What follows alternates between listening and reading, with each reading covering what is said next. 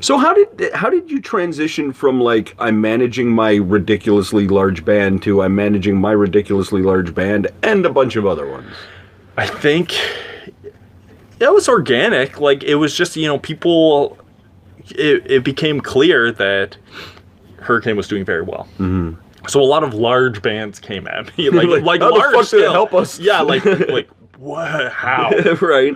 And I understood that. And then other people were just coming and saying, like, can I buy you a coffee and run some stuff by you? So what I started doing was I started taking agent and managing courses through Coalition, through Canada's Music Incubator, which is run out of Coalition Music in Toronto. Okay. And is that a thing just about anybody can sign up for? No.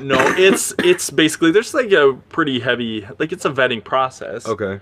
And they want to see like how much kind of loot are you bringing in, what kind of tour dates you do, what kind of opportunities you've been bringing in. And I have always felt like I knew a lot, and I went in there, my mind was blown, and I learned so much more. It was great, and by guys who are like doing it, right? And it was really, really helpful. So I was able to kind of go back to these groups and say, this is what I can offer you. This is my skill set, and I'm happy to offer you these things. And, sometimes it was like a la carte stuff. They're like, we need festival reach out, and we need help meeting publicists or whatever. And I was like, great, sure. And I think people are just like, I don't know how to book a show. How do you book a show? Or I see Hurricane play that venue, but they won't get back to me. Right.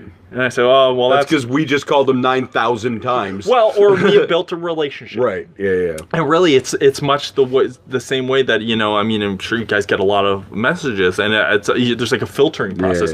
Yeah. And most festivals have like a junk email. Yeah. So I say, well, that's because that's the junk email.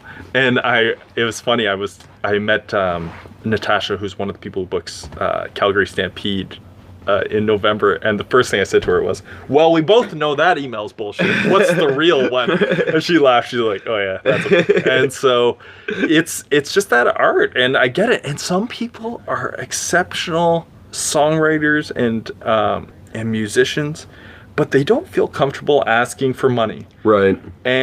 Or they just, they're just not the kind of people who work logistics. I like it. Right. I don't even know why I like it, but I just like, like when Hurricane goes on the road, I print out like, it's like a phone book of the itinerary. You sent me a call sheet for this. I basically have those. I have them on the walls of the venue. This is where you are tomorrow. This is who's feeding you. Yep. This is your buyout. This is this. This is when the opener's on. Be here for this time. And it's funny, you end up giving everybody those things, they ignore them, I know, because they never even fucking look at them, but at the end of the day, you're doing it for you, not for them anyway. Yeah, and that's the game, and hopefully, there's one other guy in the band who reads them. Right. That's literally the one guy.